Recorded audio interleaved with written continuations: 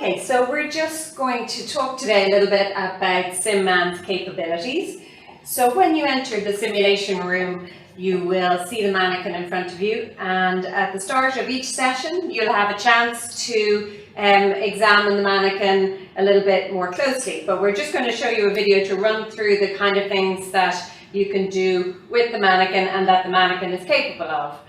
So at the start you'll come in and your patient may or may not be on a monitor. If they're not on the monitor, you will attach the leads in the appropriate place, and there are small buttons on the SimMan as opposed to using sticky pads as you would with a real patient. You'll then get a display on your monitor which will show you heart rate, pulse. You will have oxygen saturations if the oxygen probe is in place. If this does come off the patient, you may lose your signal for the O2 sat, so always check that as you would in a real patient. So behind the monitor here on the wall, you have suction and oxygen available with various masks, and you can apply these to the patient. You may also have ventilation or an anaesthetic machine depending on the scenario. So there are other things around the room which we look at in a moment, but following on from the monitor, we're going to look at the SimMan himself. So starting from the head down, the pupils are potentially responsive and can be equal or unequal, and this response can be elicited with a pen torch as shown. The eyelids blink. If the eyelids are closed and do not open spontaneously, that is a sign that the patient is potentially unresponsive or has become unresponsive during the scenario. In addition to this, the patient can have moisture present to represent sweat on the forehead. And then coming down to the airway, there's a fully manipulable airway. You can do jaw thrust, chin lift, you can extend the neck, open the lower jaw. And when you come in to see the SimMan in person, you can examine the airway. But there's an anatomically correct airway in which you can use airway adjuncts, and it's fully intubatable. In addition to this, you can also do front of neck access, cut in through the skin and through a simulation trachea if intubation is not possible.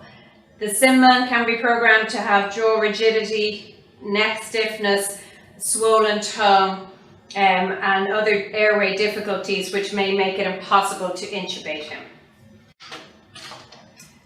Moving on down from the head to the torso, in terms of observation, you can see chest rise, and we have equal normal chest rise at the moment, but this may be asymmetrical, it may be reduced or absent.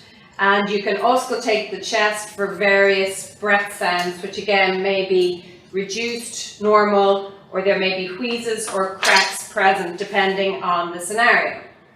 In addition, you can hear heart sounds, which may also have murmurs present.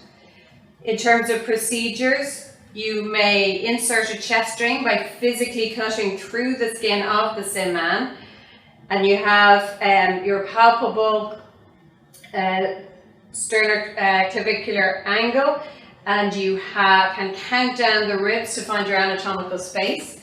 You can add up the arm to get access, and you can put a chest drain in either side of this particular SimMan.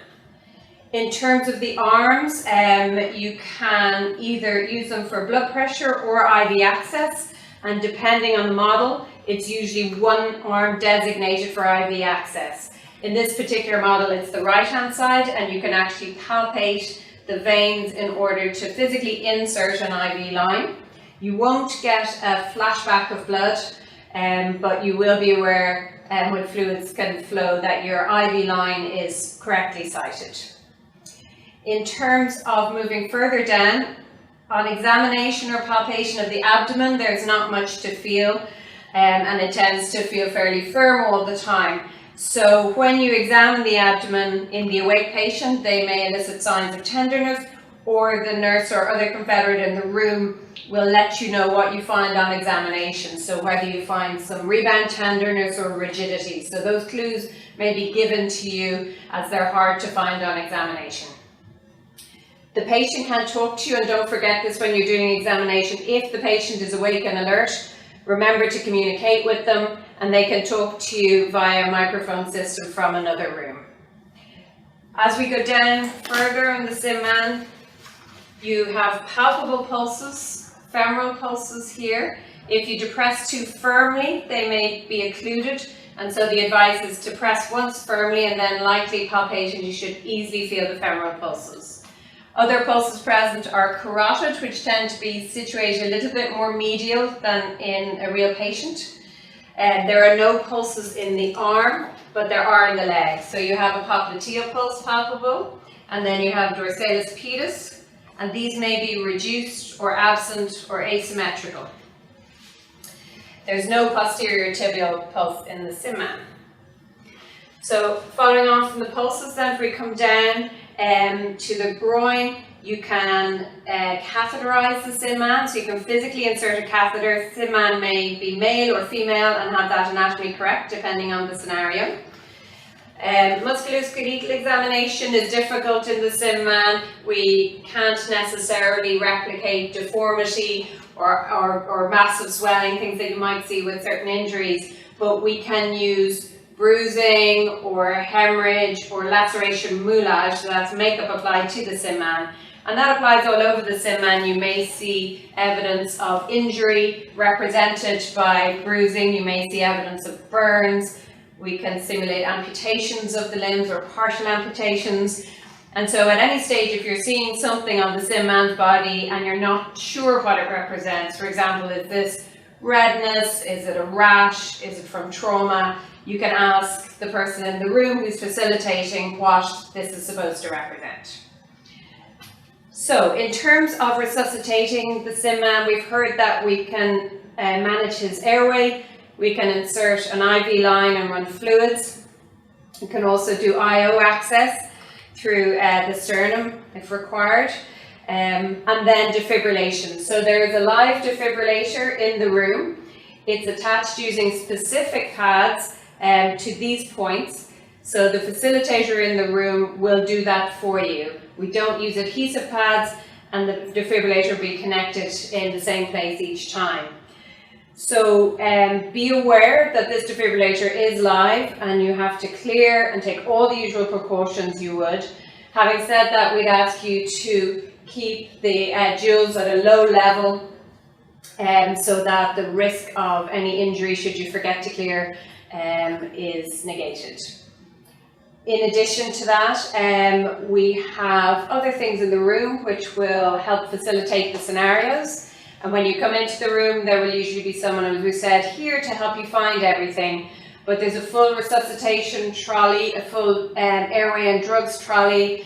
We have all the equipment you'll need for those procedures we discussed, such as catheterization, IV line placement, airway equipment, chest drain, any of the other procedures we described. For some scenarios, we may put additional models. For example, a surgical field may be placed on top of the SIM-Man. And for those scenarios, we'll explain exactly what you're looking at and exactly what you can do physically to the model when you're in the scenario. For additional information, there may be x-rays or bloods displayed on the large screen at the other side of the theatre, or we can bring up things like ECG or x-rays directly on the screen. So an ECG can be brought up on this screen, which represents the current cardiac rhythm, or we can display alternative ECGs on another screen, which may represent something that happened a little while ago or that isn't exactly represented on the monitor. We have ultrasound available and various other adjuncts to care. Again, if there's something in the room that you don't see and you need, you will ask the person in the room and they will tell you what's available. For everything else, you're going to use the phone in the corner, and the number that you dial is written on the board. You type in that number and you press send, and you will have someone real on the other end of that phone who will answer and will direct your call to the person you're looking for, be that senior help or radiology or another specialty. So if you don't hear anything and you're not actually talking to a real person on the end of the line, there may be an issue with the phone, so you should hang up and try again, or we will ring into you.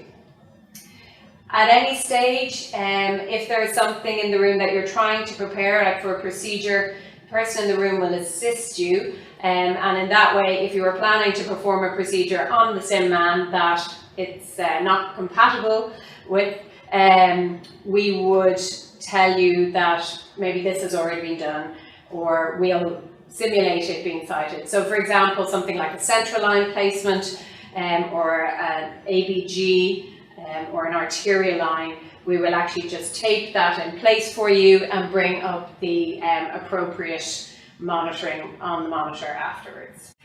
So please be aware that the sim man is very heavy and can weigh 90 to 100 kilograms depending on the model. So if you are going to move your patient, you not only have to take into account the potential injuries the patient would have and do this in the right way with multiple people in a log roll, or in whatever way is appropriate depending on the scenario. However, you could injure yourself trying to lift the patient, and so you should be cautious. It is important to look at the back of the patient in terms of seeing moulage or other injuries that may be present in certain scenarios.